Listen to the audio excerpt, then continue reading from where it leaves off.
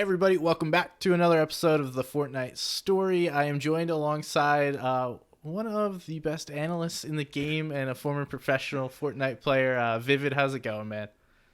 Yo, it's going good. First of all, shout out to SPG for inviting me on. It's been a pleasure to work with you on some broadcasts, and now getting the chance to kind of just talk it out. It's gonna be great, and I can't wait to talk it up. I've been listening to some of the podcasts, and I'm excited to be a part of it because honestly, there's been some really cool takes and really cool stories that have come out of this. So it just makes me more excited to be a part of it. Cool, thank you. Yeah, no, it's been a pleasure to get to work with you on past broadcasts. Hopefully, we get to do it again soon in the future.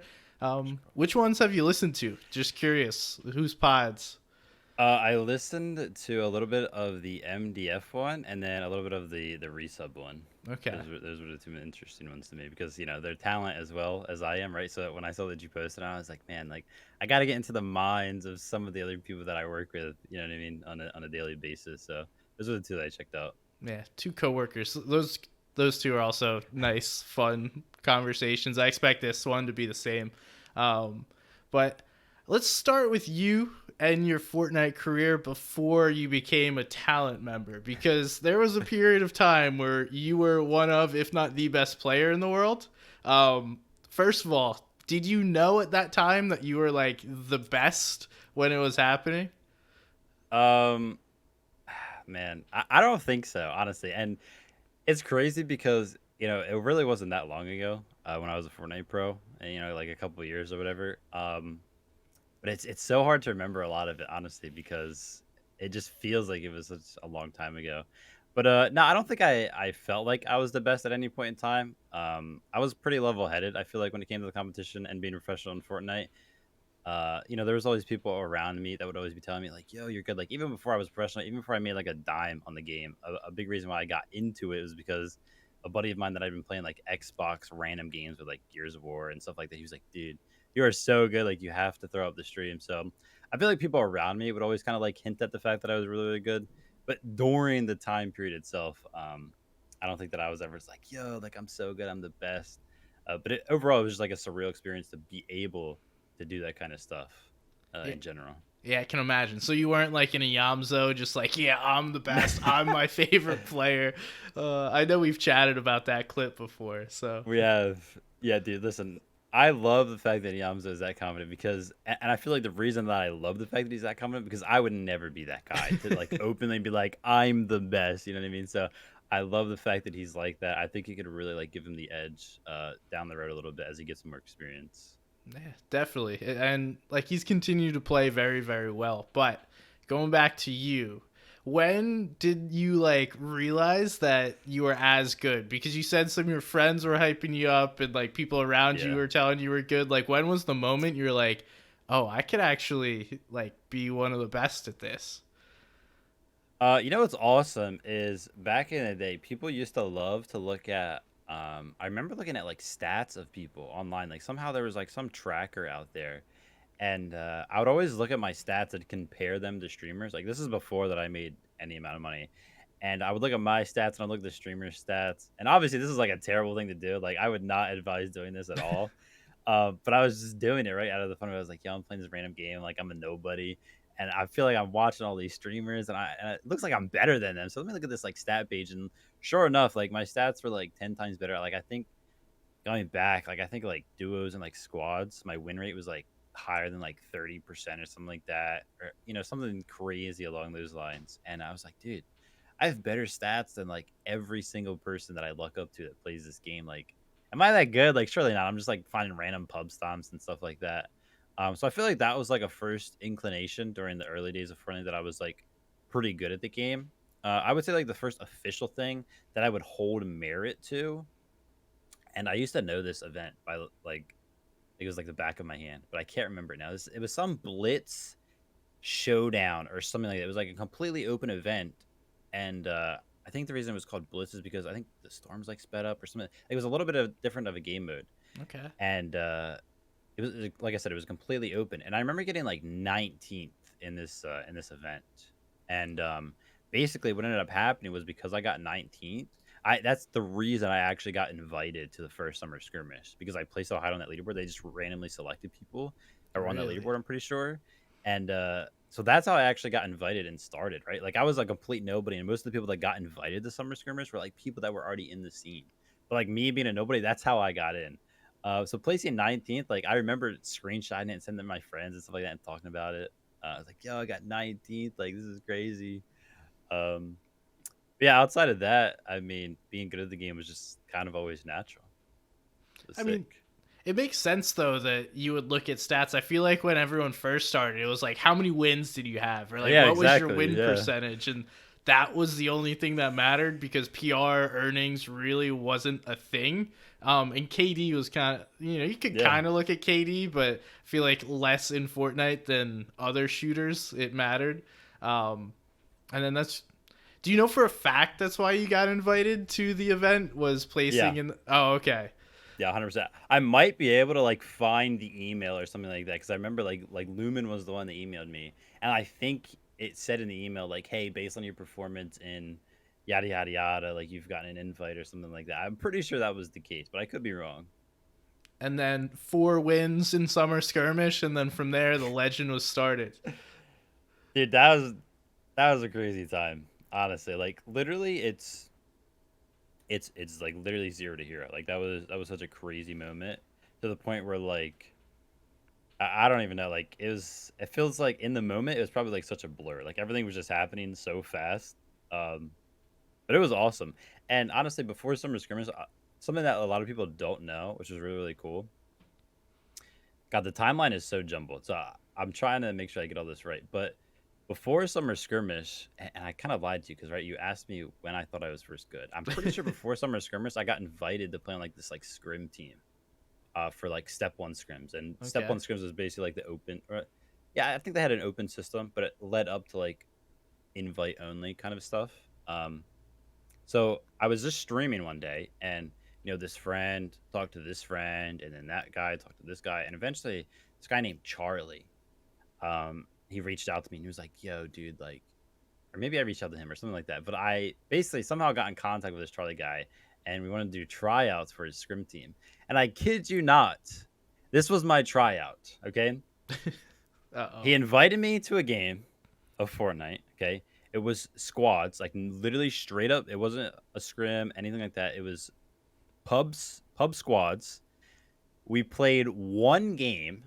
I probably dropped like I don't know, like 15 elims at the time, and that was it. Like he was like, "All right, dude, thanks for the tryout. We're gonna try out somebody else now." And I was just like what? Like how did I just try out for a scrim team? Did you make the Uh, team? I did make the team. Like literally, I probably could find the message. Like he messaged me like a couple days later. He was like, "Yo, dude, like you made the team," and I was like I played one pub squad with this guy. Never heard from him again. I was like, "Dude, there's no shot I made a team." Like they went ahead and moved on with somebody else. But nah, he messaged me a couple days later, and I made the team. And that's how I met. It was me, Charlie, Parm, and this guy named Kevy One. Kevy One has like a bad rap, everything like that, or something like that going on. I don't know, but he ended up being my duo. And before the summer skirmish days, do you remember? I think that you joined Fortnite scene afterwards. There was this event called Dusk Before Dawn, I think it was called, and it was a Ninja Doctor Lupo event in Chicago. Okay. And this Kevy, when the event was announced, he instantly like bought the tickets before I was like even online. I think I was at like work or something like that. He instantly bought these tickets, and I was just like, dude, like awesome, like let's do it. I flew in to Chicago. He picked me up from the airport. I've never met this guy. I've had talked to him for like a month or two. Picked me up. We drove. I think it was Sears Tower, but I'm not sure. I went to like almost like the top floor, basically just a bunch of PC setups and stuff like that. Long story short, we ended up getting second place by like 1 point, and we lost to none other than Nate Hill and Funk Bomb there. Damn. So that was pretty sick.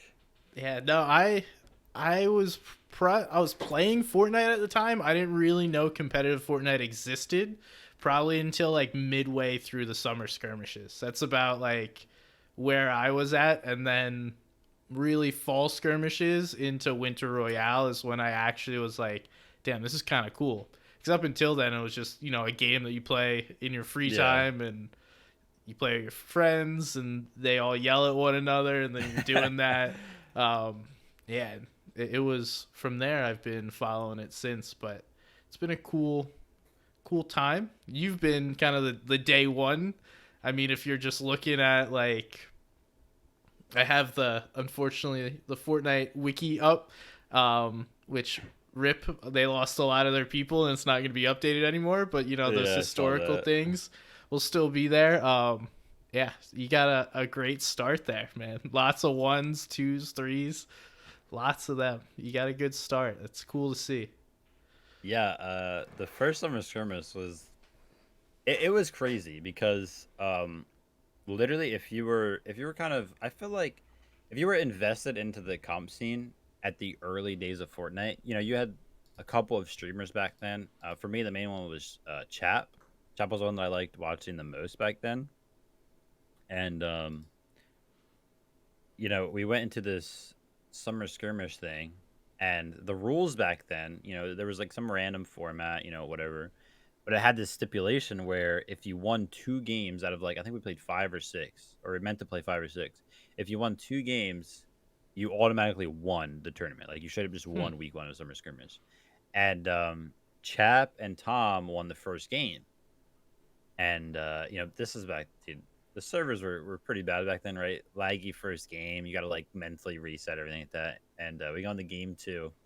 And I remember the exact thing. I'm pretty sure it was right to the west of Loot Lake, and then it pulled to the Loot Lake house that was in the middle. Remember that little island that had literally that one house on it? Yeah, how do you Um, even remember this? I don't know, but it literally pulled to that, and it was me and Kevy at the time because he was my duo for this. We were posted up on this island, so we pulled zone like hard, and it came down. And again, remember the stipulation is where if you win two games, like you're done. And Chap and Tom won the first game. Came down to a literal 1v1 between Kevy and Chap.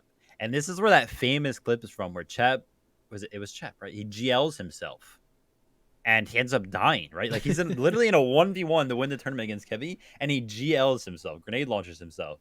And Kevy ends up winning off of that. And that's pretty much why we were even in the running to like the rest of this tournament, because Chap lost his one. If he won that 1v1, the tournament was over. Like right there, they would have won straight out, and I probably would have gotten like last place because we had a terrible first game. But because Kevin clutched up and because Chap kind of effed up a little bit, we won that second game and ultimately ended up winning that first week. So the timeline of that event is just crazy. Damn, that's really funny.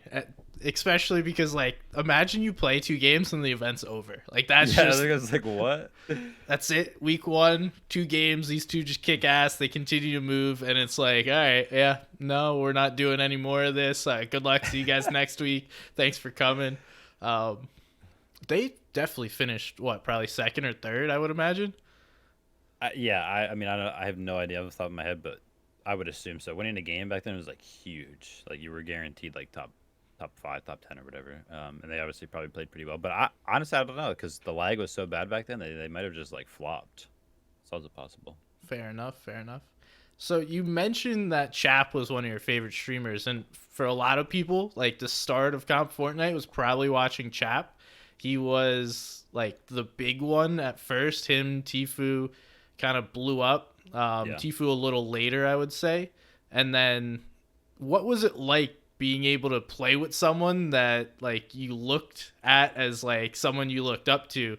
Because you mentioned earlier that I looked up to these people and then I realized that they're better or I'm better than them. First of all, was Chap one of those people? And then like what was it like getting to play with the Liquid squad, which never really seemed to be able to play together except for that one season? Okay, straight up, like I was a hardcore Team Liquid fanboy. Like I've always watched before Fortnite was a thing. I've always watched like League of Legends, like CS:GO. Like I've always been a part of esports as a fan. So I know about orgs and everything like that. And Team Liquid was just my favorite. And honestly, it's on the back foot of there was this League of Legends player, and this was back when Team Liquid was called Team Curse. Because in the early days of League of Legends, the actual name was Team Curse, and then they paired up with some Liquid company, so now it's Team Liquid, whatever. And there was this player on Team Curse named Voyboy, and he was just my favorite player. And since he was on Team Curse, Team Curse automatically became like my favorite team. And when they rebranded to Team Liquid, it just kind of transitioned over. So there was these, four guys. I honestly I never really got the pleasure of like talking much with Strafe Shot. So mainly it was like the three guys like Tom, Poach, and Chap that I pretty much looked up to. And Okay. then I feel like Strafe Shot was kind of just like on the side, and it was kind of awkward because I was potentially replacing him. So there's always like this like awkward thing there. But he was a really like cool down there guy. Any conversation that we always had, he was very very cool. Um, but yeah, I pretty much looked up to the organization as a whole, and then like I said, I watched Chat pretty much exclusively in those early days. So I was already just like a straight up fanboy of the squad and the org as a whole. So like I was like, oh my gosh, like first of all, I just beat these guys in summer skirmish, and not long after, I can probably again, this is all stuff that I can go back and look through because I still have all the DMs probably. But Chap DM'd me and he was like, "Yeah, you want to try out for a squad?" Yada yada yada. And dude, at this point, I'm just like, "What?" Like, you know what I mean? Like, what do you mean? Yeah, just Um, enjoying it, taking it in. That's awesome. yeah. And back then it was terrible because we were all under the assumption that like, because every esport before that, it was like if you were on an org, you were on a team together. Pretty much. Yeah. So coming picking a team and trying out for the team, it was awesome because I wanted to be a part of the squad. I wanted to dominate because these guys were like the best.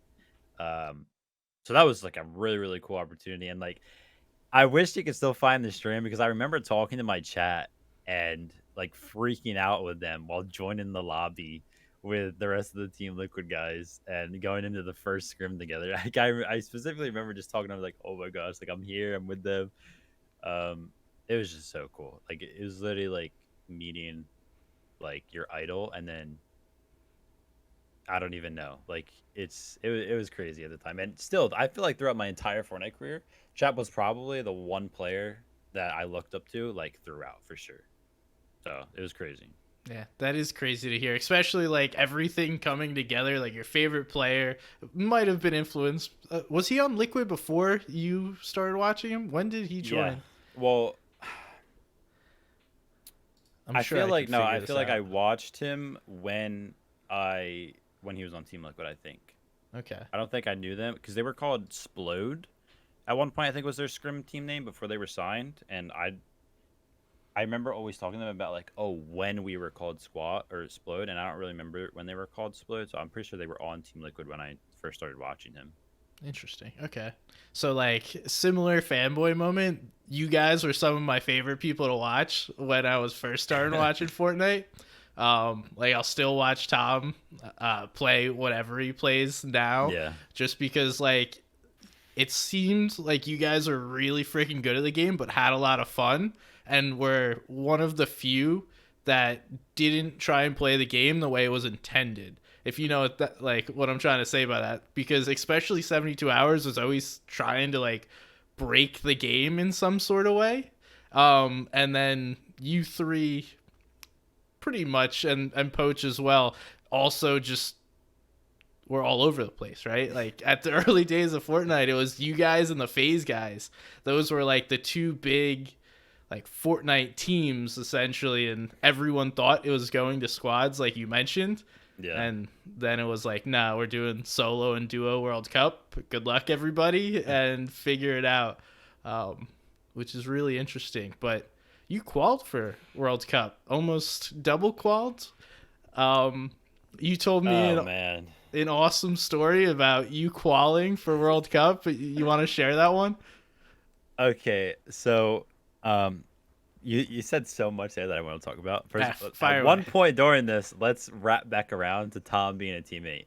Actually, I'll probably get into a little bit here with World Cup because Tom was my teammate for World Cup.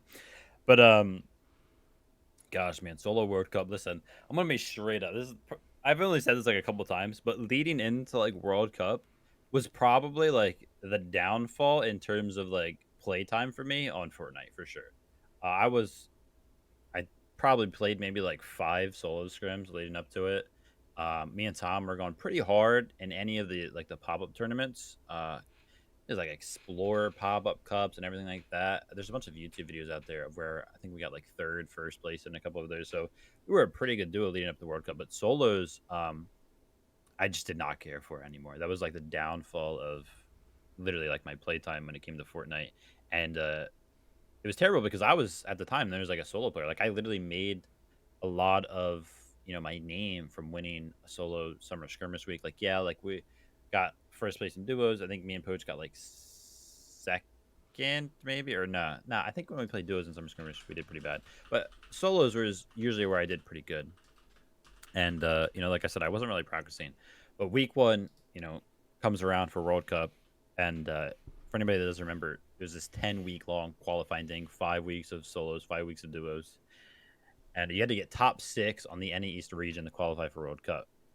And dude, I literally have the messages, so it's awesome. I'm in my last game, or what could have been my last game of the week 1 qualifiers, and I'm sitting in this base now.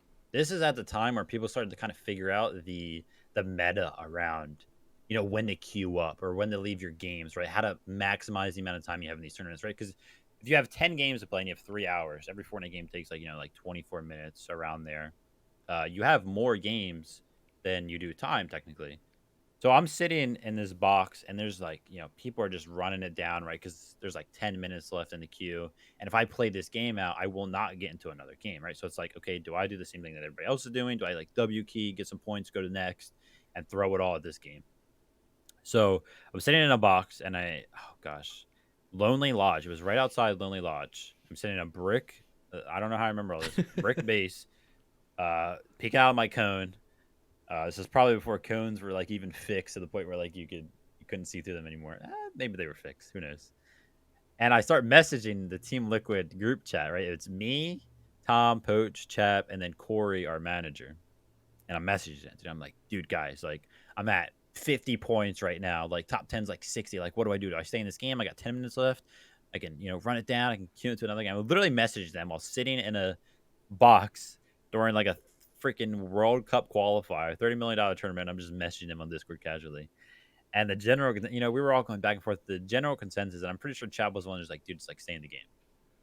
So I stay in the game, and ultimately, I end up clutching up, get a couple of elims on low ground.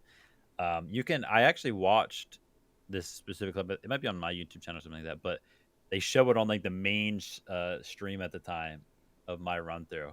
And for anybody that doesn't remember the delay, right? Like they probably like I don't know, maybe a 5-minute delay because they were using replay mode at the time to do all that broadcast stuff. I'm pretty sure.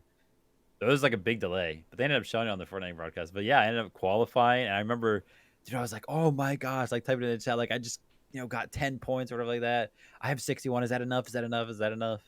And ultimately ended up being enough, and got messaged by like somebody that was part of the Fortnite broadcast. They're like, yeah, you want to come on do an interview?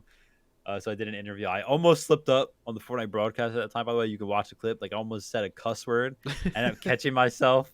I was like, but yeah, I ended up qualifying there. And it was awesome because it was week 1. I was not putting in a lot of time at all in the solos. I have no idea how I qualified. But that was awesome. And then like the rest of the solo weeks, like I kind of just trolled the qualifiers. Back then, I had a big mindset of I did not want to play, because you could still play the qualifiers and you could still make it to the finals. Unlike how FNCS works now, like if you qualify for the finals, like you can't play anymore. Basically. Yeah, you can play everything. You could play every single one, which is why like Dubs, I think he was like a multiple time qualifier to World Cup finals. It's because you could play each of the weeks, and he just got top 6 like multiple times. I had the mindset where I was like, dude, like. And honestly, looking back, I think I was kind of dumb for this because Dubs had it right. Like he kept trying, and he was just making money. Because if you got top 6, you were still making money in those qualifiers. But I didn't want to play them because I knew that myself, I was not going to try as hard because I was already qualified. So I didn't want to like grief somebody else's game because I wasn't trying hard. Like that was my big mentality back then during the rest of the solo week. So I kind of just played them. I think like week 3. I like trolled them and I made like a YouTube video out of it. I think I made it through to like semifinals and was just like quadding around the map and everything like that. Like just BSing stuff, just having fun. You're way too nice. You could have just taken like so much money if you just kept playing. Yeah, but that's the thing, dude. I told myself this as well, but I also just straight up didn't want to play solos. Like I said, this was like Respect. playtime was like just going down, and solos were like awful. So I streamed like a couple weeks of me going through the qualifiers and stuff like that just to get content out of it. And I love what Bizzle did too. Like Bizzle was doing the challenges back then where trying to like qualify for World Cup with no guns. Like those were some crazy stuff He back made a then. final too. He almost did it. Yeah. Like that would have been really impressive. Yeah, shout out to Bizzle because that guy's crazy. He's crazy. He's still playing, which is awesome. Yeah, before this, I was watching some of your one of your YouTube videos, and it was just like seeing all the names. It was like Vinny and Bizzle popping up, like a poach in there. And it's like, damn, these were the good old days. Yeah. But I mean, there's still hopefully some good old days ahead. It just very nostalgic going back and even just talking about it now. I'm not gonna let you get away with it though, because you said you want to come back to playing with Tom. So what do you want to say there? Okay, so in my Fortnite career, I feel like the highlight was probably playing um as much so as the squad as we could have as the Team Liquid boys. Those early days there weren't a lot of squad stuff going on. I think like ultimately in like chapter 2 season 1, it was me, Chap, Tom, and Sizz Lucky. That's pretty much the closest we ever got to a full Team Liquid squad. Um but definitely some of like my favorite times, if they're not like the favorite, probably like second favorite outside of like I said, playing squads with the Team Liquid squad, was definitely duos with Tom. Like the back and forth mentality roller coaster that us as a duo had was just phenomenal. Like one day it would be like we would want to like become W Gears, and then the next day Tom would be like, "Dude, I want to become the best IGL in the game. Like, let's play every single late game and everything like that." Like, it was always just like we didn't really know our roles, we didn't really know what to do, but we had. I mean, I'm speaking on behalf of Tom here, but I'm pretty sure he had fun. I feel like we had some of the best times just scrimming and playing these like random open like Explorer Pablo Cups, just like random things at the time, and it was so much fun. But playing with Tom, and I love the fact that you mentioned it. He was always trying to break the game, and you would think that like World Cup times, right? Like the game's kind of figured out at the point, right? Like you've pretty much seen it all. But it was just always like thinking, like, oh man, like what can we do? Like he was just a constant thought throughout his head of how we could do something unique or different or improve on something. And it's weird to be proud of this because you look back and it's like, dude, that's like so obvious. But and the fact that we talked about chapter 2 season 1 is funny because the nades were a big thing that season, the grenades. Yeah, the perfect nading people. Yeah, the perfect nading people. And everybody remembers it as like the perfect nading people. But me and Tom had a strat that we used in World Cup qualifiers to where we would use perfect grenade launchers. And nobody, I feel like, have you ever heard anybody talk about using perfect grenade launchers? Not really, but we've also rarely seen grenade launchers in comps since then. So Okay, so yeah, you got a you point. guys ruined it But for everybody. no, I think that we were just like, I feel like people knew that it was a thing, but like nobody utilized it. But Tom was like, dude, if we find a grenade launcher, like pick it up. And literally the strategy is that I would sneak around. Like if we found a build, a base of like maybe like a 2x1, right? Like just 1x1s right next to each other of a duo. It was our literal plan to we went to a creative, we had the perfect GLs, we knew the markings, everything like that.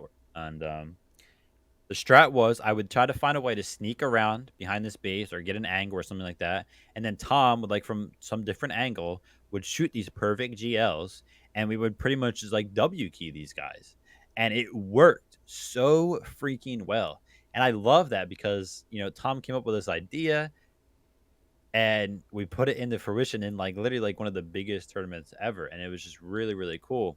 And on the back foot of, playing so well and everything like that, we ended up getting like 10th was our best placement in one of the duo weeks. And it's so sad, man. Like the picture's still on my Twitter, but I think we got like a 5-minute queue out of the last game. Like this was pretty much the timeline.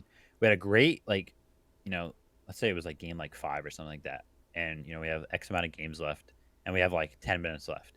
We queue up with 10 minutes left. We get a game, and we're landing Happy Hamlet, and we lose the all spawn fight. Is we didn't lose them often, but we lost this one.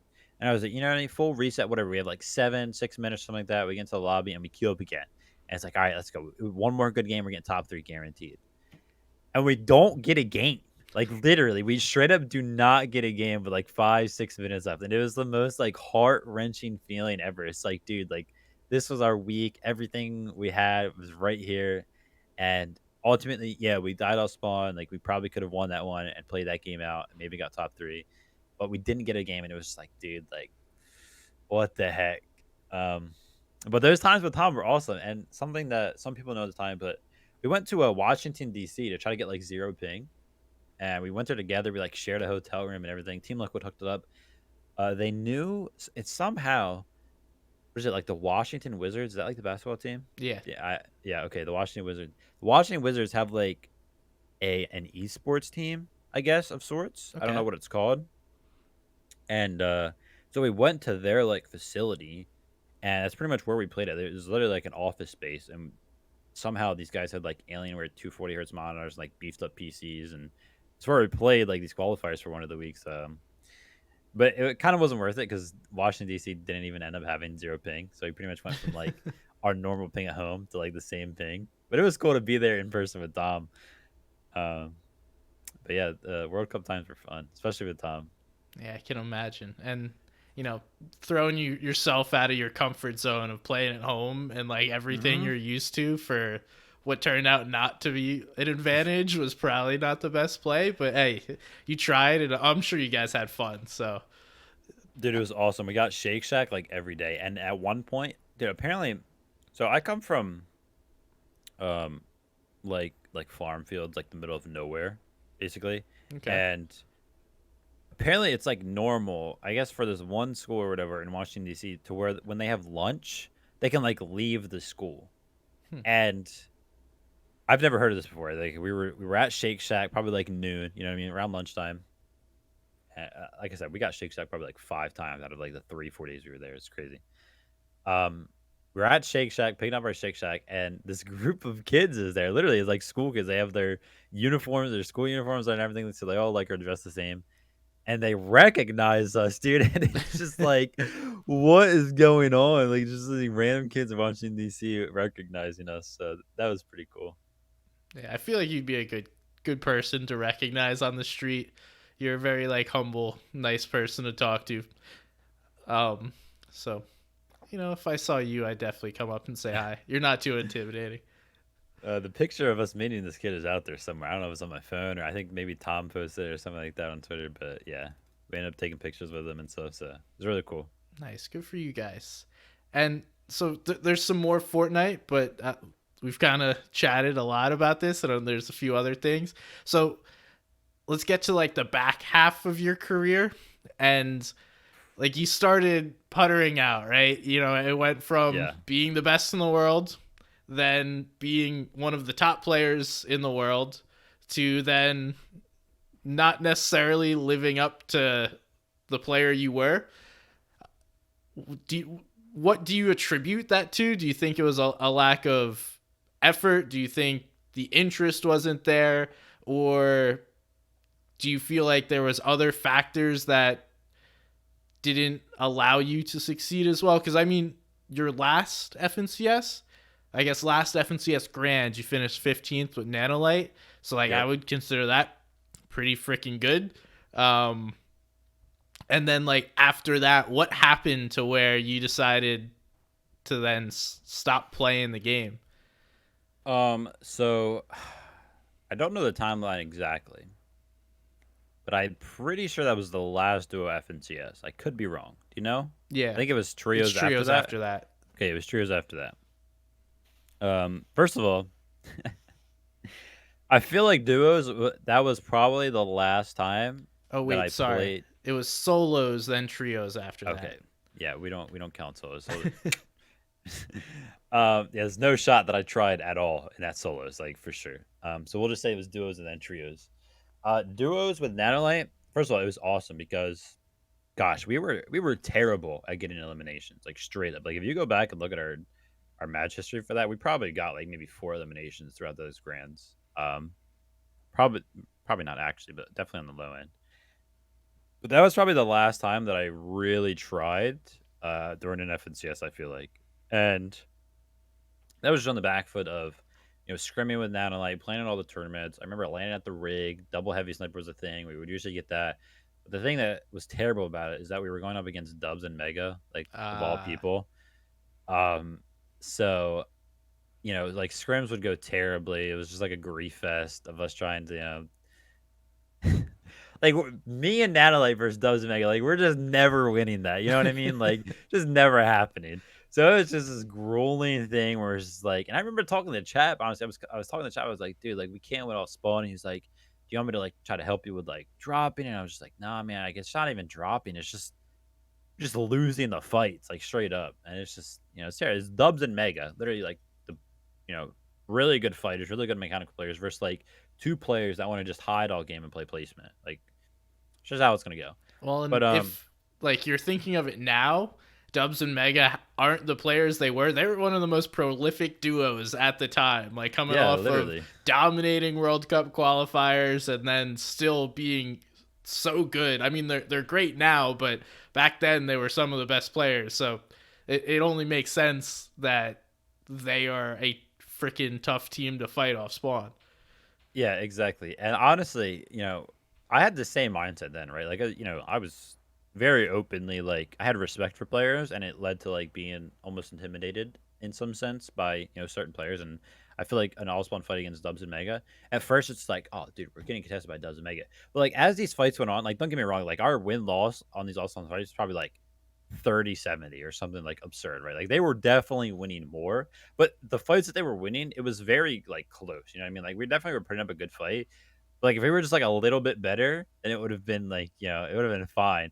But even like looking back and being in those moments, like, like we know that Dubs and Mega are really good, and we know that me and Analyte at the time, it's like, dude, like we're like placement players, like, and the fact that we were almost winning a lot of these all-spawn fights, like again, we were losing for sure, but almost winning them was just like, dang, like, we're pretty good at this game for almost winning these all-spawn fights. But terrible times in terms of scrims. I think in grands, um, we didn't fight once. Maybe we fought like once. We ended up just like looting up and like walking away, which is so funny about Fortnite, right? Like you'll play these scrims and you'll fight each other every single game to try to like claim a drop spot. But then when it comes to finals, like nobody ever wants to fight because it's like, why would you like throw your game away right That off was the in like your within, day, like though. Now kids grief each other in crayons for off spawn. It's very different now. it's so crazy watching some of the games now, honestly. But it had that respect back then where it's like, listen, like, and I feel like Dubs and Mega knew that, like, yeah, if it was like 30-70, still losing out on maybe like 1-2 games, it's so detrimental to how you can place ultimately. And the Right. fact that some of those fights were so close in scrims, like I mentioned, like it was kind of like a gamble. It was like, yeah, we're winning right out, but like taking that risk of a lot of these close fights isn't really worth it because you just delay so much. We're landing at the rig, bottom corner of the map. Half the time you have to run across the world. So it's just not worth it to fight. But yeah, duo FNCS. That was probably like the last real time I tried, and that's just because trios. It was just hard to find a trio. Like I don't remember who I was playing with. I don't even think I had a trio. And then like out of nowhere, was it me, Sizlaki, and Lazar? Was that my last trio? No, I Because know I know the I answer, know I but know who it is. It was me, Chap, and Frist, right? Is that who it is? that was Frosty Frenzy, and then you played with Colazzo and D Roller. It looks like for FNCS, and Oh then Sizz and yeah. Lazar were in between, or like before that. Oh man, gosh. So yeah, definitely like trios were like shambles because I wanted to play with Chap. I remember I wanted to play with Chap, but Chap was playing with another duo at the time. I don't know who he was playing with, but basically I wasn't picked up by Chap, and I was just like, dude, like I just want to play with Chap. Like at the time I remember, and I really didn't really go out of my way to look for like a trio or anything like that. And eventually we ended up picking me up to try out me, Chap, and Frist. Didn't end up working out, and then like you mentioned, at some point in time, it was me, Sizlaki, and Lazar, which honestly, a really good trio. I loved playing with those guys. It was me and Sizz, pretty much like really smart players, wanted to play for endgame, kind of like IGL, co-IGL tarpers. And then Lazar was like straight up like a cracked kid. And I love Lazar because Lazar was one of I don't want to say best teammates, but he was the best at learning from me. And I guess like looking back of it, I didn't have a lot of teammates that could have learned from me because like a lot of my teammates involved like Chap, like Nanole, a lot of the people that knew like how I played. But Lazar's was one of those young guys. I was really mechanical, but he just wasn't smart. And the progression of playing with Lazar, it was very noticeable. Like sometimes we would VOD review and I'd be like, dude, Lazar, like you should have done this. And the turnaround time on him, on me saying something and him implementing it into his gameplay was very, very short. Like the amount of times I had to say something to him to get him to fix something, it was always very, very quick. So I had a lot of respect for Lazar as a player at the time because he was just so good at picking up anything that I had to offer in terms of knowledge of the game. So I loved that trio. We got like second place in a Cash Cup. We were doing pretty good in Cash Cup sometimes. I think one time we got second place in a Cash Cup. Lazar's dad unplugged his internet on accident. Literally. So we lost first place by like a point. Damn. So like us losing Lazar to that disconnect was like definitely the difference maker. I think we ended up losing that Cash Cup to like none other than Chap, Booga, and maybe like Avery, I think was the trio or something like that. But really fun trio. And then yeah, Colazo, D-Roller, and me. That trio is awesome and weird at the same time. Like I feel like we never really found our identity, and it's really hard to play with controller players sometimes because basing some strategies around Storm Surge, specifically around the fact that like, oh, my teammates can't aim at a long distance, was crazy. Whoa. Don't be hating on listen, controllers like that. It is literally meta now for some controller players to get on their keyboard and mouse during Storm Surge and use their keyboard and mouse. So I'm not hating, just embracing the facts. You can't do that. You lose aim assist. But the AUG and the really? dot sight has changed everything. So like controller players are a little more relevant for that medium to long range aim. But no, I definitely agree with what you said. I'm just screwing around. It was meta at one point for sure. Oh, it definitely was. Yeah, I forgot that they fixed that. But that trio was fun. D-Roller is one of the best, dude. He's so good.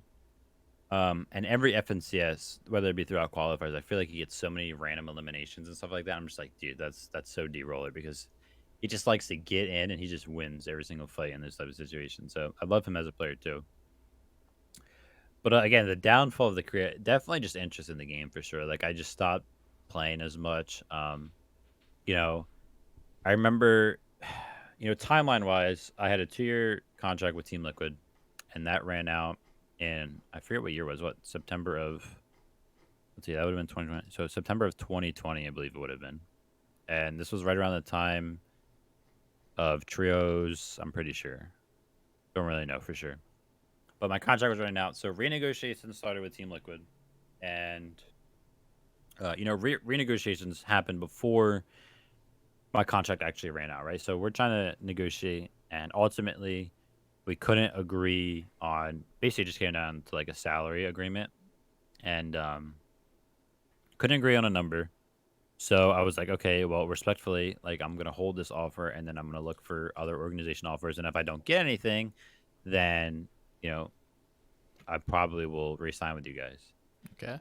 So they were very, very respectful in that regard. They were like, okay, fine, cool. So I went in the free agency, and Cloud9 hit me up at the time, and all this is going on, and September 26th, I remember the exact date.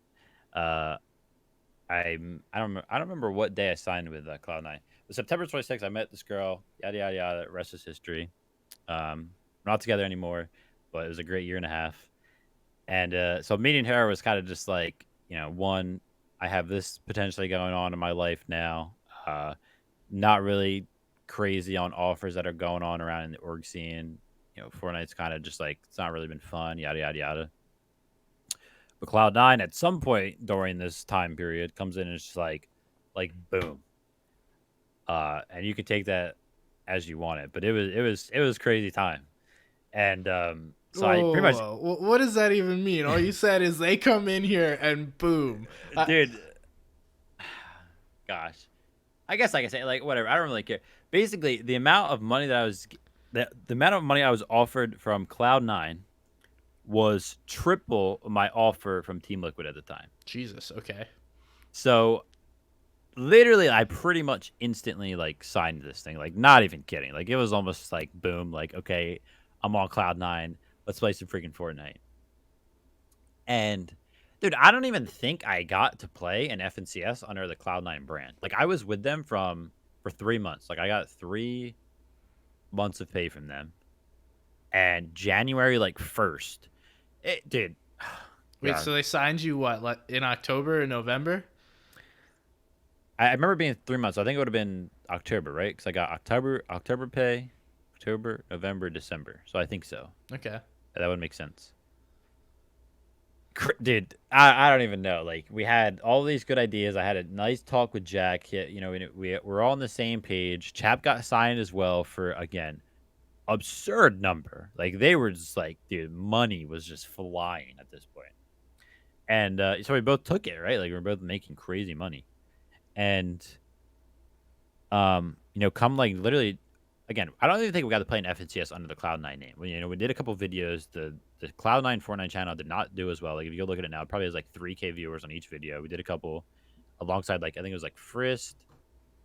There was 2 other young guns. What was it Avery, That's Frist, and I think there was one with Nosh maybe. that sounds about right. Yeah. I think the young guns, those 3 are still on Cloud9 if I remember correctly. But you know, so we did videos as the 5 of us, yada yada yada. And honestly, the videos were really really fun. They didn't do as well on the Fortnite channel. You know, it was really weird because Cloud9 created a whole different Fortnite channel on YouTube. Cloud9 Fortnite is a brand new channel, and they pretty much were trying to use us to build up the brand. And dude, it's just a brand new YouTube channel is just hard. Yeah, it So the takes videos time. definitely, yeah, we made like I don't know, maybe like definitely less than 10 videos, maybe like 5 or something like that. And so January 1st comes around, and throughout this whole process of being on Cloud9, we have a manager, and I don't remember his name, but let's just say that it's I don't know, John. Okay, we have John as our manager, and January 1st comes around, and literally we get this. Maybe it was like a couple days before. Pretty much it's just like thrown in our face that we have a whole new manager. And our first message from this manager, from me and Chad specifically, is like, "Hey, like let's have a meeting." You know what I mean? And dude, like I just knew, man. I knew that something weird was going on. I was like, "What? Like what is going on?" And so Chap has a meeting later on the day. So me and Chap were messaging each other and like, "Yo, did you get like a meeting? Like you have like a meeting with this guy?" It's like, "Yeah, like," and we're like, "Who is this guy?" Yada yada yada. Get into the meeting with this guy. And like, dude, the meeting lasts probably like literally 3 minutes. And the guy's just like, "Yeah, unfortunately, like we're cutting you from Cloud9." And that was it. Like that was the whole conversation basically. And I can't remember if I think I was probably like, "Okay, well, like, can I ask why?" And this whole new guy, never had a conversation with him before. He's apparently my manager now. Well, not anymore because he just told me I'm cut. But he's my manager for the 30 day, seconds. these 3 minutes. He's my manager apparently, and he's just like, "Yeah, visibility is the reason that we're cutting you." And like to this day, I have no idea what that means, but whatever. I remember And that was a whole meme. I think Chap changed yeah, his name to like Visibility Chap yep. afterwards. And so, and the guy is straight up. This guy's like, "Yeah, just don't tell Chap either, because we're also cutting Chap." He straight up tells me. And I knew Chap had a meeting later on, so I'm like, "Okay, so this meeting later." And he's like, "Yeah, don't tell Chap." First thing I do out of this meeting, I 100% told Chap, like straight up. Like I was like, "Dude, by the way, I got cut. Like you're definitely getting cut." And Uh, he straight up canceled the meeting with the guy. And he was like, "Listen, I know what's going on. I know you cut Vivid. Like, just cut the shit." Um, I can and respect what that guy was trying to do. He was at least trying to like tell him himself rather than like getting fired secondhand. Like that is definitely worse than like, "Yo, Vivid, go tell Chap he's fired." But like obviously he's trying to be like, at least yeah, from our side, we're the ones saying it to him. So yeah, like I get that, but it is still funny. I get where you're coming from, and like definitely that was like the goal. But like it wasn't even like at that point, it wouldn't even be like secondhand. Like we got like third. I feel like me firing Chap, essentially telling Chap that he was on the team, was better than him talking to this random guy that we had like. We had a manager for 3 months, and then he's just gone. There's this new guy. He comes in and he fires us. Like it's like what just happened? Um, And then like all these like younger guys like Frisk, Nosh, Avery, their messages like, yo, like guys, like what happened? Like, are we next? Like, what's going on? I mean, but straight up, me and Chad were making like way too much money. That was pretty much what the thing was. Like, we were just like the offer that they gave us was just absurd. And then like Nosh, Avery, and Frisk were making like normal numbers, so they probably kept them on because they were making normal numbers. But dude, I had a 3-year contract, dude. I was ready to live the rest of my life. Like this money was crazy that I was making. Um, Obviously, it didn't end up working out, but yeah, at the time, I was like, listen, I didn't get to play in FNCS. It's also wild they signed you going into the winter. Like, we know now, right? You don't play FNCS. December, January are typically just dead times, right? There's literally Exactly. nothing there. They're like, yeah, let's sign you guys. And then, damn, this was a terrible decision. Why did we do this? Fuck, we gotta cut these guys. And then, Yeah. at least you That's what got I'm three saying. months. Like, it's not even. It wasn't even like a performance thing. There was no like. I'm not saying that I would have done well by any means, and any like, like definitely was playing less. Didn't enjoy the game as much. Probably wouldn't have done as well. Got 15th in duos. You know what I mean? And then trios didn't go so well. But there was no performance data under the Cloud9 brand from anybody because when they signed us, like you said, there was nothing. The only tournament that we played, it was Winter Royale, and at that time, it was like this. That's when they changed the format. It was like this open thing where like top like 100 got like $200 or whatever it was. Like everybody was making money, so it wasn't like that serious. So there was never any tournaments made.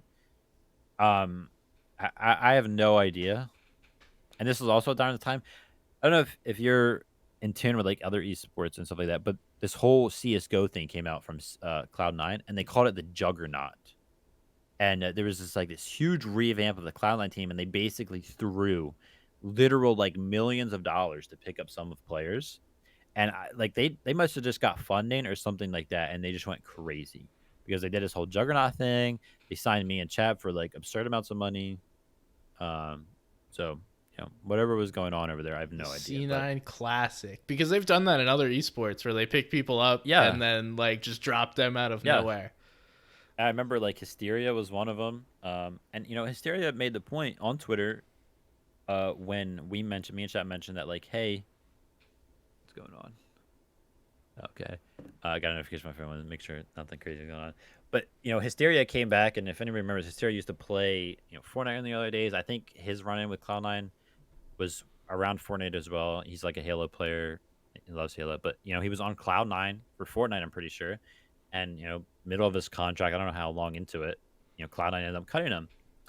And the thing that's terrible is, he openly said on Twitter like, "Hey, I have like a whole mortgage, right? Like I bought a house. I was expecting to make X amount of money over the next 2 years because I have a contract that says I'm going to, and then you guys just cut me, and now my income is immediately cut to zero, and it's just like what am I supposed to do?" And bless my situation because one, I obviously made a pretty good penny from prior to Cloud9, and A bag. a bag, one would say. And I myself though was looking at houses because, like I said, I was making good money from Cloud9. I was like, dude, now I myself can buy a house. Like, you know what I mean? Like I can afford it. And I'm so happy that I didn't get to the stage where it was like official because you know what I mean? Like that would have been absolutely terrible. Yeah, once you buy a house, that mortgage doesn't go away And yeah, for it's like like, oh, 30 you lost your years. job. Like,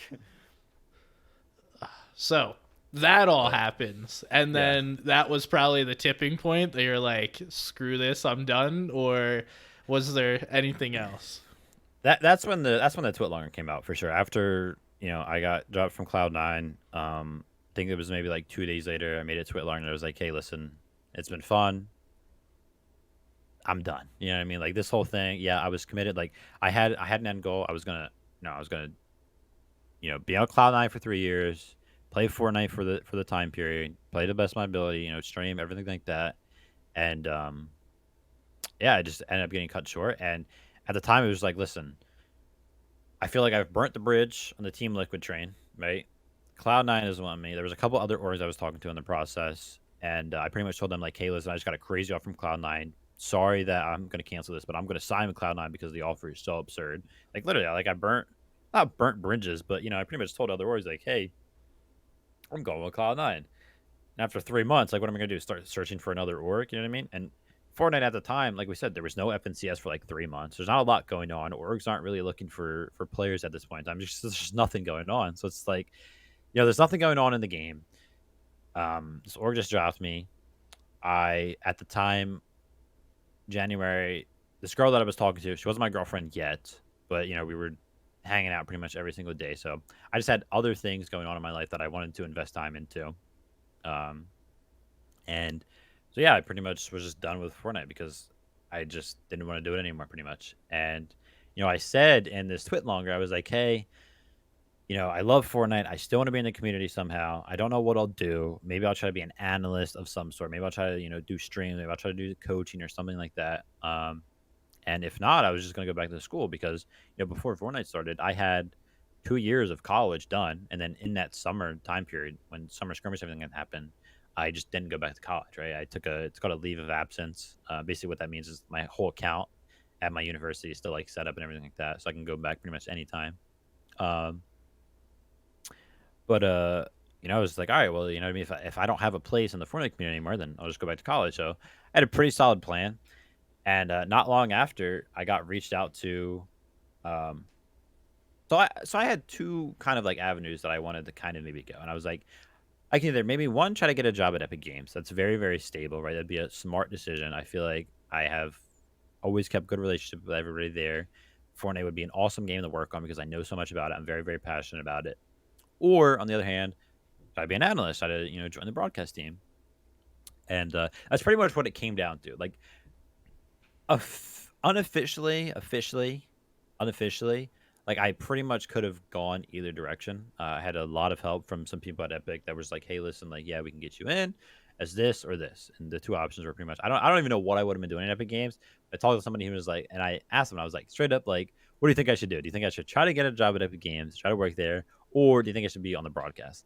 And the guy at the time was pretty much like, listen, you're fresh off of being a pro player, your mind's fresh, you know the game, the best you're going to know it over the next couple of years because the next several years you're not going to be investing as much time. So we really want to get you on the broadcast and utilize that knowledge. So I agreed with him, and that's pretty much how I joined the broadcast. They saw that I had said something about being an analyst in my tweet longer, and they pretty much just reached out instantly and was like, "Hey, listen, let's do it." And ever since, been on the broadcast. Hell yeah. That I'm happy that you were, because up until because I don't think Tokata was on the broadcast yet.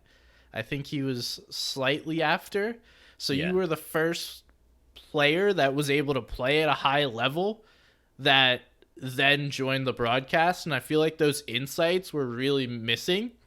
Because even someone like myself, I could talk about the game all I want, but like I haven't been in that moment. So I don't necessarily understand everything the way you would, right? There's a whole different understanding and concept of playing in the game versus seeing what's going on in the game and being able to say that. Um, so I thought that was one of the coolest things. I was like, yes, Vivid's finally on the broadcast. And like, to me at first, I didn't really care who it was. I just wanted a player on the yeah, broadcast.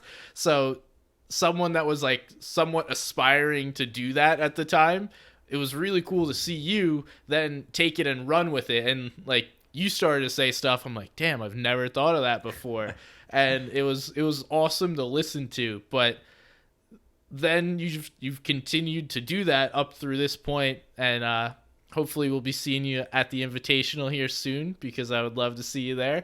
But even in studio, right, you seem to really take on this whole challenge, I guess it would be, because yeah, it's a very big ask to ask someone to go from playing video games in front of a computer, not really having to put on like a professional look, right? And then yeah. doing that online, and then doing that in a studio. And it's such a big ask from someone that was there with you. I know. But you absolutely killed it, bro. Like, you first started out as like this shy kid on the broadcast doing it at home. And then by the time you got to studio, you look like a seasoned professional. So, like, props to you for being able to do that, because it's not freaking easy. But how? Like, I'm kind of curious. Like, how the hell did you do that? Um, Yeah, I mean, first of all, shout out to like the broadcast team, straight up, because, like you said, it was pretty much a gamble on their end, and I mean, like there was no like tryouts, there was no like, okay, let's see how Vivid does in front of a camera. It was pretty much just like I remember showing up to my first like rehearsal for the first FNCS I did, and being so confused because it was just like, okay, we're gonna get into a run through now, and it's just like how have I just gone from being like, "Oh, I wanna be an analyst," to just, like, being here within, like, 2 months' time, you know what I mean? Like, it's just like, what happened? Like, there was no, like, "Hey, yada, yada, yada." It was just like, "We're gonna throw you into the deep end and see how you do." And, like you mentioned, there's been a ton of improvement, so, again, shout out to the team for, like, working with me through that improvement, and, it's just basically, like, straight up, like I know one person that helped me a lot was, Adam Savage, being on the desk with me and everything like that through this first couple of FNCSs that I did. Being comfortable with the people that you're working with is definitely, like, a huge plus as well. Like, I feel like everybody that I've worked with so far, um, I've been very, very comfortable with. I think the most comfortable I've ever was when we had me, you, and Adam. So, like, Let's that was, like, go. really, really sick. Everybody else has been great. That's not a shot at anybody Yeah, else, we're but just the best. It's okay. we hung out, like, a couple times. We had, lunch and everything like that, so it was very, very comfortable. Um, but yeah, you know what I mean? A lot of help from pretty much, people behind the scenes, people that were on the desk with me, coworkers, everything like that. It's like, bring your energy up a little bit or talk about this way. I want to hear this. And, that's the tough thing about the broadcast. Like, what do people want to hear? And when I can literally talk about Fortnite for probably like 24 hours straight about like the same exact clip, you know what I mean? Like, there's so much that you could break down. Being very, very selective and kind of like railing it back or pushing it a little bit more was something that was hard to do at first because you don't realize it, but when you're on stage or you're on the broadcast, and you can relate to this, but a lot of people at home don't realize is that you know 15 minutes on camera, it feels like 2 minutes. It feels Oh like you yeah. have no time at all. So you have to be very, very selective with what you talk about. And in the early days of the broadcast, it felt like I had like chains on me. You know what I mean? Like it's like I can only talk for a minute, Yeah, but you're I just can trying talk for to like throw three it out. hours right now. You know what I mean? So that was probably the toughest thing was real like trying to find what to say and what's like entertaining to watch. And what helps with that a lot is watching other esports and listening. And you know, I'm not necessarily in a place to judge other people's work for sure, but as a viewer, as a fan of esports that I've been like my entire life, I'll listen to these things and I'll listen to hear what I think sounds good and what feels natural, like whatever they're saying, and try to kind of like implement that into my own work because let's say that they really took like this deep dive into a play on like Valorant, right? So yeah, I just like to watch other esports, right? See like the analysts on there, like Valorant specifically, if they do like a deep dive into a play, or not specifically Valorant, it could be any game, but if they do like a deep dive analytically into a play, like where's the breaking point there? Like how long can they talk before I'm just like, okay, like why are you still talking about this? You know what I mean? Type of thing. Hmm. And also like how deep into the play did they go, right? Because you have a ton of people that are watching, especially in Fortnite, that are just casuals, right, and don't understand everything. So how deep can you go when it and have it still sound fluent, but also still be basic enough for everybody to understand? So that's pretty much like the premise of trying to nail a broadcast and what you could say. Because again, don't have a lot of time to talk. So what you say exponentially matters like 10 times more because you're not getting a lot of time to talk. So you have to make sure that what you talk about, and then you also have to make sure that your excitement levels are at a point to where it's not boring for somebody to watch. And the excitement levels thing has probably been the hardest thing for me because I'm just really like mellow. I like to be really, really chill. Like back in the Fortnite days, I have like a Viv bot emote on my channel because people used to literally call me a robot because I would be so emotionless whenever like something would happen in the game. So I've just always been that way. But yeah, it's pretty much just going back, watching myself on camera, realizing like, okay, I look stupid or I sound stupid right now. How can I kind of improve on that? And then, shout out to the broadcast team again because we're doing these remote broadcasts and it's comfortable, right? Being in my room, this is where I've played video games. I'm still sitting at the same desk, just a little bit on camera, talking about Fortnite, whatever. Then we get thrown into like a studio And it's like, yo, like Vivid's never been on the studio before, right? And they never mentioned that, right? They were like, yo, like by the way, like we know that you've never been on a studio before. But some people, some of my coworkers would help over there. They would be like, hey, like, do you need any help? Yada yada yada. But yeah, just getting thrown into the studio, the stage, like I had no idea what to expect. Um, Luckily, I pretty much just instantly felt very very comfortable. There were a couple things that I had to learn, like cameras, like usually like three cameras. You got to kind of pretty much always know which one's on, so that way you're not looking off in the outer space when the camera's on you and stuff like Yeah, that. I was never able to get that. That was the one thing that I was just not able to get. I'm like, I'm used to talking to this one, right? And now you Yeah. guys are moving around. I got to figure it out. But like, I can relate to all of that, especially the shortened time period, because you say 15 minutes, but so much of that is scripted Yep. where we have to talk about leaderboard, format, scoring, like previous placements or something like that. So it's really 2 to 5 minutes, maybe, considering there's like two analysts and then also a Yeah. host, of like actually getting to say something of like not relevance, but something you wanted to bring up at like a beginning of Exactly. Yeah. a broadcast. So that is really tough, and I feel like no one that hasn't been on that side understands. That's like you get no time to actually go into things. But in between games, I liked, because we actually had first, I think it was 5 minutes, and then they pushed it to 8, so we had some time to talk Yeah. about things, which was nice. Yeah, the new Storm Surge kind of helped out with that too, because the games usually sometimes they don't go to the ninth zone, right?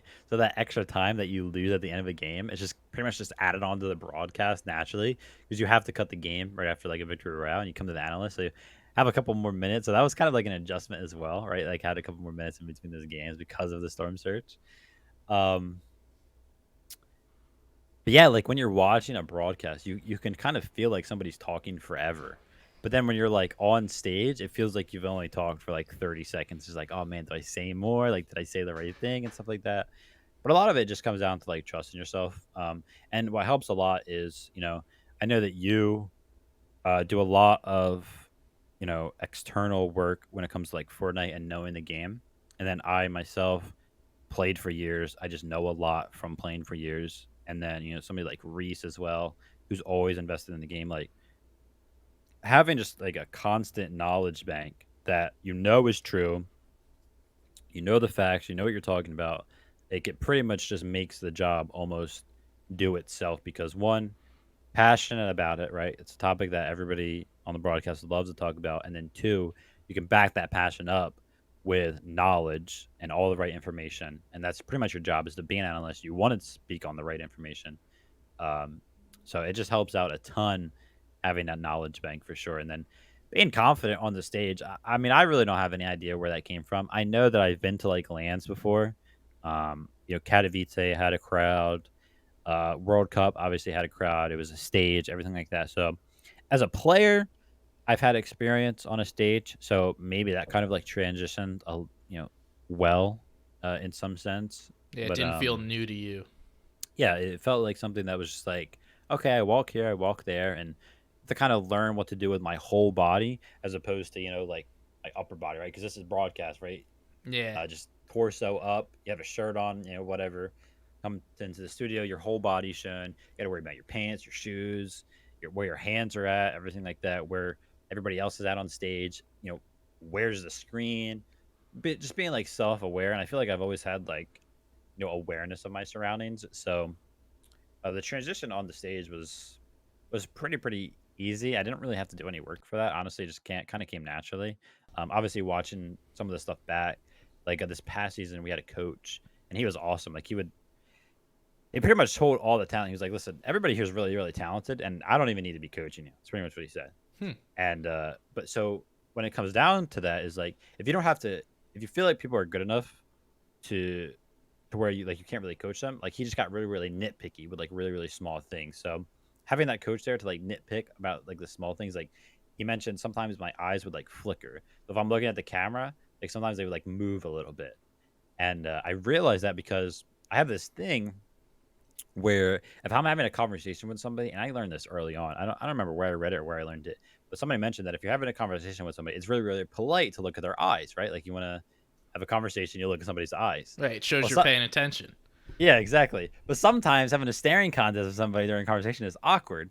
So the thing was that I learned was if you look like right here in between their eyes, it still looks like you're looking at them. But like on your side of things, you're not like just staring into their eyes. So it kind of like helps you keep a conversation with somebody. And I feel like I was starting to kind of do that with the camera where I would maybe like flicker between the actual lens and maybe like a little bit above the camera. So in my mind, I wasn't staring into the souls of people, but I was still looking in the general direction. You know what I mean? So it still looked professional and good. And I feel like I was kind of flickering between that. But he made it a point to let me know that like my eyes were flickering a little bit. But now I just pretty much just straight up look at the lens, and I just got comfortable looking at the lens. So little things like that can always improve on. Hell yeah. But you know, the invitational wise, if I do get to work on that, I mean, we'll see what happens. But the difference there is going to be, yeah, we're going to be on a stage, but there's also going to be a live crowd. So now, like, we're just ramping up my experience and stuff like that. Like every single season, I feel like I've either had to work with somebody new or I've had a completely different landscape when it comes to the broadcast. So constantly improving and rising to the challenge has been really, really fun, and it's kept the job itself rewarding and like interesting. That's cool. I'm glad you've enjoyed it because it easily could have gone the opposite way. And then me and I'm sure a few other people would be upset that Vivid wasn't on the broadcast anymore. But keep crushing it, man. I mean, you've been definitely providing a ton of value and entertainment on the broadcast. You always bring something new, which I appreciate. And you mentioned like Reese and I hit some VODs, but I know you hit the VODs as well. You don't just rely on your previous experience because as much as you like to be humble and not talk yourself up, I know from when we worked together, you love to go out, like go back, watch the games, be like, oh, I saw this. I want to go back, look at it and understand what happened. So I appreciate that as a fan of just watching Fortnite. So keep doing you, man. It's definitely shown. We are well over an hour.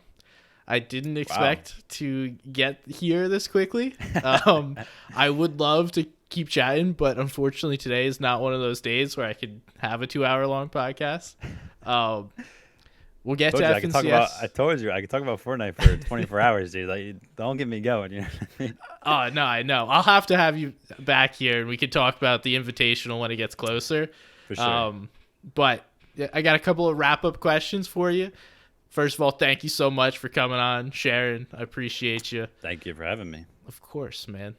We'll get you back here soon. But where does the name Vivid come from? Like, how did Vivid become the gamer tag? This question is always so funny. So I mentioned one time that I played, before PC. God, I should have told that story. Different time. I used to play on Xbox, and I would always switch my gamer tags. Right? It was like a normal thing to do, maybe like every 6 months to a year.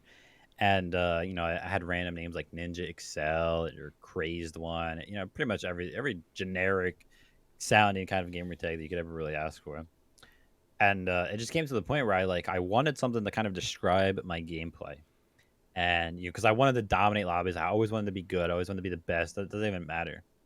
So the first kind of thought that came to mind was like destruction, right? Like I wanted to cause destruction in all these hobbies. Like I wanted to be the chaos, the organized chaos. And so I looked up words that meant like kind of like destruction or stuff like that. And I found the word calamity, which is a really cool word. I never really heard it before. And I pretty much learned it from this experience. And but I didn't want my name to be calamity, right? I wanted something to describe uh, calamity, right? Like, what kind of calamity are we talking about? Like, I wanted an added little extra step there, and I pretty much this was the hardest part. I was trying to find like a descriptive word, right? Like crazy calamity, or what I mean, something to Google's amplify. descriptive word. Yeah, exactly. And eventually, I came along the word vivid, and I was just like, dude, like vivid calamity. That sounds crazy. You know what I mean? Like I don't know. Like, to me, it just hit different, and that's what I wanted my gamer tag to be. So my gamer tag from there on out was Vivid Calamity, and everybody just called me Vivid. and everything like that, which is great. It's so funny because I had friends throughout all these gamer tags, and they would pretty much switch up what they called me based on my gamer tag. So shout out to them. But Vivid is the one that ended up sticking. Vivid Calamity is still my Xbox gamer tag. Never ended up changing it. I pretty much when I came to PC, a lot of like PC games, it's a lot easier to kind of choose your name. I feel like Steam, you can have whatever. Discord, you can have whatever. So I just carried over what everybody called me and just named myself Vivid. Makes sense. I like that. Shorten it down. No one's calling you Vivid Calamity. Come Yeah, on. I it's can't be like- like, yo, Vivid Calamity, I need your help. Too many Yeah, exactly. too much. And then secondly, what's your favorite Fortnite skin? Dude, honestly, everybody always like this outfit that I was known for back in the day was the Jungle Scout. But there have been so many that came out as of recent. Um, Gosh, what's the one that they just added? Like the Naruto ones. Like all the collabs are really cool. I'm a big Marvel guy, so all of the Marvel ones to me, like as a collective, is just really really cool to have into the game. And if I had to pick one though, You also have an absurd amount of skins. I don't want to talk about it. I have so many, and I have the crew pack going right now, so I'm just gaining an outfit every single month. You get level 100 this season? This season, uh, Otherwise, you're no, missing out. I don't think so. But I did last season because I got the Doctor Strange one. I think Doctor Strange is like my favorite Marvel movie. So I think Okay. Doctor Strange is probably my favorite outfit. But Okay. I haven't gotten level 100 this season yet. I haven't I played think- a lot this season, honestly. I think it's Darth Vader is the Yeah. level 100. So you gotta get the grind on. Dude, Come on. I got like another like what? When's the season? Like another like month plus, dude. I'm chilling. Maybe we'll see. Who knows? And lastly, Vivid, where can people find you? Give yourself a shout. What are you gonna be up to? Just look for me on all things Fortnite. You know what I mean? You never know when I'll pop at some of these events. You can look me up on Twitter at VividFN. Do not tweet near as much as I should anymore. Kind of over the whole social media thing. But yeah, hey, listen. Sometimes I tweet about the FNCSs that are going on, some of the competitions and stuff like that. So if you're interested in some of that, find me there. Appreciate you. Thanks so much, man. And thank you guys for listening at home. Appreciate you wherever you are, YouTube, Spotify, some other playlist where you're able to listen to audio stuff. If you have any complaints, questions, concerns, you can send me a DM, somebody's gun on Twitter. Thank you guys so much, and we'll see you next time. Peace. Thank you guys for listening.